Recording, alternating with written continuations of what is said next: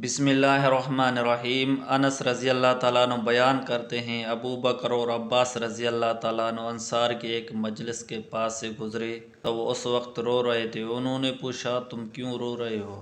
انہوں نے کہا، ہم نے نبی صلی اللہ علیہ وسلم کی مجلس کو یاد کیا جس میں ہم بیٹھا کرتے تھے۔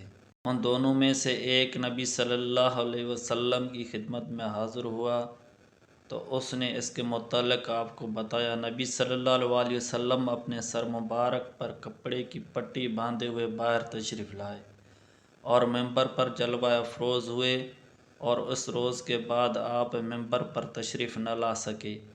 آپ صلی اللہ علیہ وسلم نے اللہ تعالیٰ کی حمد و ثنا بیان کی، پھر فرمایا، میں انصار کے بارے میں تمہیں وصیت کرتا ہوں، وہ میرے جسم و جان، دست و بازو ہیں۔ وہ اپنی ذمہ داریاں نبھا چکے، اب ان کے حقوق باقی ہیں۔ تم ان کے نیکوکاروں کی طرف سے عذر قبول کرنا اور ان کے خطا کاروں سے درگزر کرنا۔